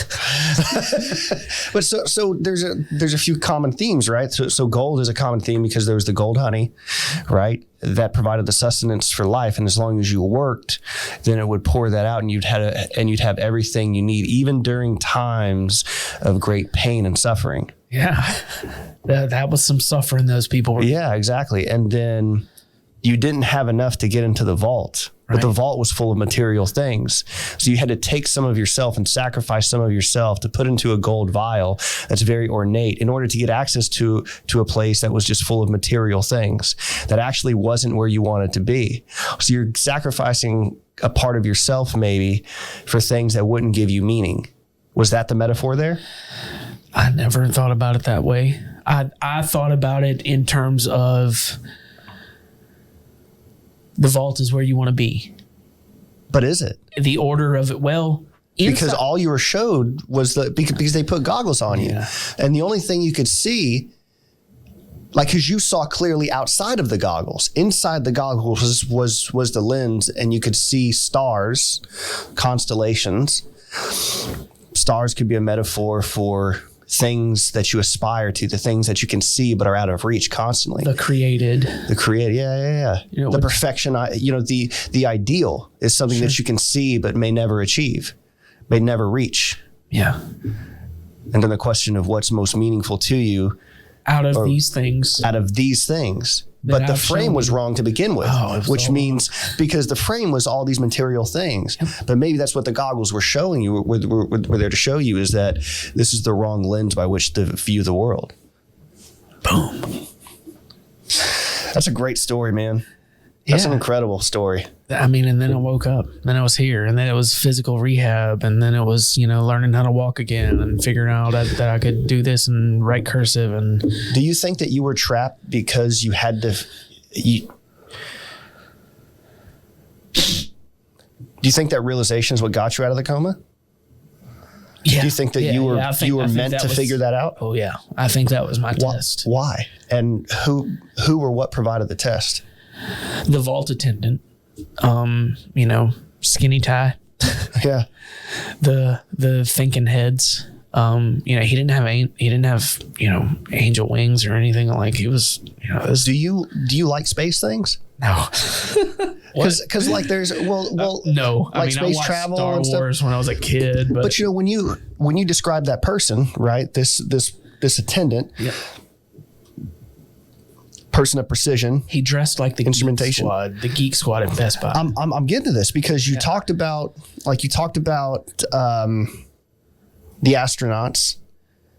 You talked about constellations, and the person that was holding those constellations, or within that vault, was this person that was looked like the Geek Squad. Well, I instantly think of like those NASA engineers in Mission Control. They all look like that. Yeah. Is that basically? Yeah, that's what he looked like. So why the common theme of space here, like 1960s space travel? I don't know, man. I don't know. Can't tell you. That's cool stuff, man. I mean, it's a weirdest terrible Well- thing that happened to you, but the story and the experience. When this life parallels things that I've seen in the vision state, oh my God, it just freaks me out sometimes. Like when I got hired out at NASA, I would see something That's another, that reminded me of, the vault attendant's place. And I'm like, oh God, that's weird. I've been here already. Are you the vault attendant? I don't think so. No. Because he put the goggles on me. Like he was a different person. You could see him the whole time? Yeah. Did you ever look at your clothing? Yeah. I had on a t-shirt and underwear. That's all I had on. Those were my. Was it a NASA t-shirt? No, it was just like a red long sleeve t-shirt. And then the underwear were green boxers, just traditional boxers. Interesting. That's what I wore. So where does the soul fit into all of this? My soul left when my brain damage occurred. It left to let my body heal. What was your soul? What was going through this journey? Yeah. Okay. Yeah. Because this package you see before you was laying in a bed in one of three positions. This way, or this way, Yeah. And I was on every type of life support that exists from the moment my aneurysm ruptured till the time I came back. It's interesting. The Platonic dualism of body and soul are just that, and it's a dualism, and so it's almost as if it's like the Matrix in a way. So the idea that your body is what must be interacted in this physical realm. Sure. But you yourself are the separate entity, and it's universal, and so it constantly exists regardless of the medium itself. Yeah. Now there's people who revisit that and think of multi-dimensional reality and say that the multiverse. Yeah. So your soul just transcends another realm, but the body itself is part, and it aligns with like the idea of matter. Like matter cannot be created or destroyed. So it's really interesting. So you believe that the soul exists? It's a thing. Yeah. There was a guy years ago who said that he could prove the existence of a soul by weighing it. So what he did was he would measure people's weight before they died and right after, and you found like I'm going to get the amount wrong. There's a difference though. I want to say it was like 1.6 ounces. The soul weighed 1.6 ounces. Now there's problems with that, and we found that later like it's bad science, because basically the way that he proved the existence of a soul was to prove that the soul had weight, but you're putting the cart before the horse there, because it's predicated on the soul existing in the first place, but you're trying to prove that the soul exists. Right. So it's impossible theory to justify. So that's wild. Yeah, it was I messed this up. I'm sorry. No, it's all good, man. Easy stuff. Yeah, it was, that Inglorious journal of what my physical body was enduring. There's a paralytic that they give you called Versed, and that makes you stay still. They stopped giving me that on day 7. So that in itself is proof that, this guy's failing. This body is, it's trying to die. Now, are you saying that you didn't move even after not having the paralytic, and so that's why they said, okay, well, there's no motor function at all, because he would be moving to some degree. He would be trying to rip his tubes out, or he would be doing something, which is why they were giving me the Versed in the first place. Sure. I was trying to pull out tubes. Wow. Unconsciously, but just like your body's natural fight, Where did your soul go? If your soul left your body, where did it go? I don't know where that place is. It was a bunch of places. Particularly though, we visited Jamaica recently on our honeymoon, and when we were there, I had another one of those flashes of, oh shit, this is it. I've been here. Before ever being there. Yeah. I mean, it was, and that happens every couple of months. I'll be somewhere and something will just strike me. Like, I don't know. I've been here. Have you ever done any psychedelics? There's not proud of it, but yes. Right. Well, look, so my last assignment I did in the, my last deployment was in the special operations community, and for like 4 months we were prosecuting named targets. That's what we did. We were watching that happen, and so that was. What does that mean? Prosecuting named targets. We were seeking individual people, following them, developing pattern of life. Okay. In law enforcement. Terrorists. Oh, sorry. Yeah, okay. yeah. And so I had a brain injury, man. No, you're good. I can use that now. So, well, I get like once in a while, like kind of stressful thoughts about it, and so dude, I've thought about tracking down terrorists. Yeah. That'll stress you out. Well, it wasn't that. It was the. I gotta take this off. What's that? My jumper. Oh, okay. Yeah. Sorry. That's what they call it in Britain, the jumper. It's a sweater.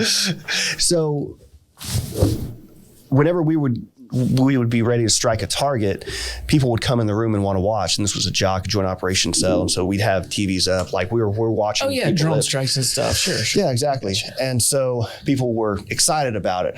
And that it kind of messed me up a bit, because we believe what we were doing was correct, right? And I do believe it was, but so did they. And they were people that had families as well. They had sons, daughters, whatever.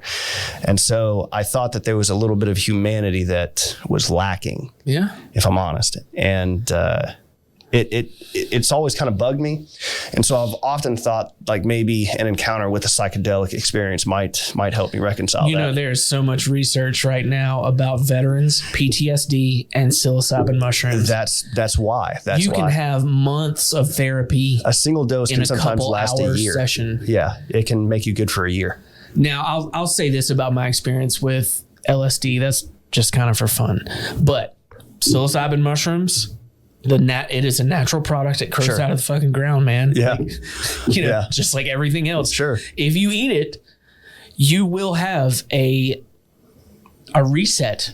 It's always been sort of a reset for me. Like, the 2-hour window is a little chaotic for sure. But after, the next day you wake up and there's no hangover. It's not like that. Right. The next day you wake up and like, there were moments of mental clarity during the chaos, so to speak. And then that mental clarity carries you through to, I'm not saying until the next time you need to do mushrooms, but it's out of a way to combat with, stressors. Mm-hmm. It kind of provides a different perspective.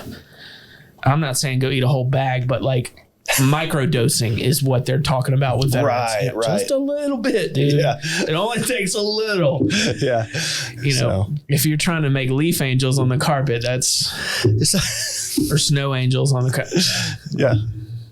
Fair enough. For me, there was no in between. Yeah, okay. There was no in between. If I ate mushrooms, either nothing happened or I was making leaf angels. Yeah. There was nothing in between, unfortunately. So do you think what the experience that you went through when you were in your coma, did it remind you of a sort of psychedelic experience, or was this a separate type of experience? It was a reality. Okay, and that's the difference, is that it felt real. Yeah, anytime I've done psychedelics, I've known that I took something. I knew that the things I was seeing were some type of manifestation based on my own imagination. This was not that. Because you felt alive during it. Oh yeah. It's. Were you in pain at all? I don't remember any pain. No. I remember everything being pretty peaceful too. This is a chill place. I could stay here forever. I remember thinking that, when I'm in this seaside cottage, or it's a shack really, but I got a nice plush recliner. I got a view of, a beautiful beach and harbor, and like people are coming by. I could stay here forever. I literally thought that. I was like, why would I ever leave this place? But eventually, the spur came. Get up, go do something. Was that a question you had? How could I ever leave this place, or why would I ever leave? No. Okay. No, it just sort of happened. So I started doing other things. That's interesting, man. God, what an incredible story. So when does the book come out? I'm in final edits now. Okay. So it's not going to be too long. Mm-hmm. I'm talking to some real publishers. If they want to grab it and run with it, that might delay the release because they're going to set up for a bigger release. If that doesn't happen pretty soon, I've been talking to them, and there's some back and forth, and we want some of this, and we're going to take 80% of your or 20% of your profits. That's cool. But up front, you got to pay us $1,500 for pre-production. I'm sorry. And, other things like that. So there's some back and forth happening right now with a real publisher. Are you going to do an audiobook? Yeah, I have the capability. I have the technology to do it at home. So, and I'm going to read it. So. Yeah. Perfect. Yeah. So if the real publisher doesn't pick it up, then yes, I'm going to do a simultaneous release of the audiobook and a Amazon Kindle, Amazon Direct Publishing format. I gotcha. Ebook. Well, when it does come out, I'll definitely push it. I'll definitely read it. So we've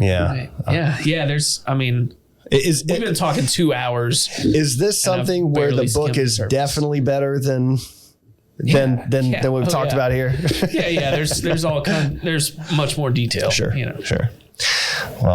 Well, man, I appreciate you sharing all that with me. Of course. And I'm glad that you've recovered.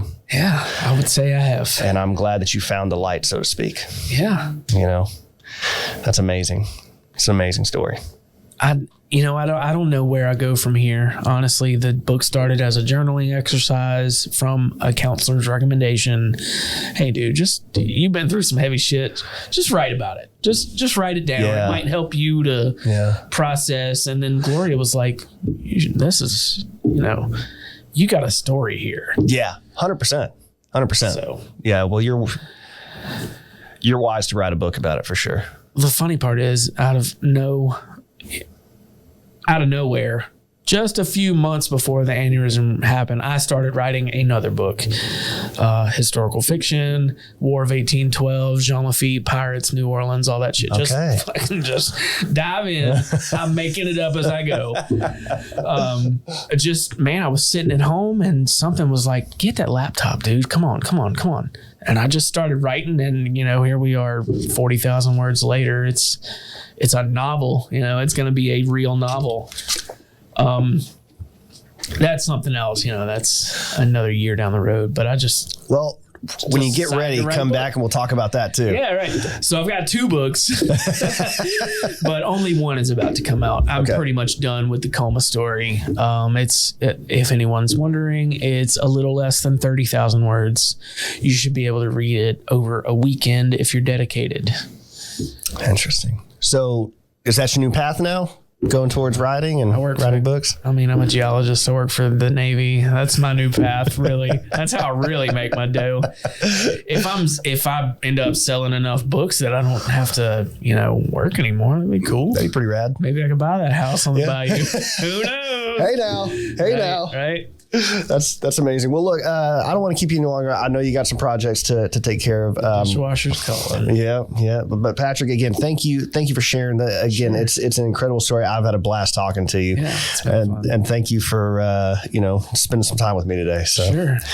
Yeah, I'm stoked. Thank you, man. It's good to be here. All right, everybody. Hope y'all enjoyed it. See ya. All right.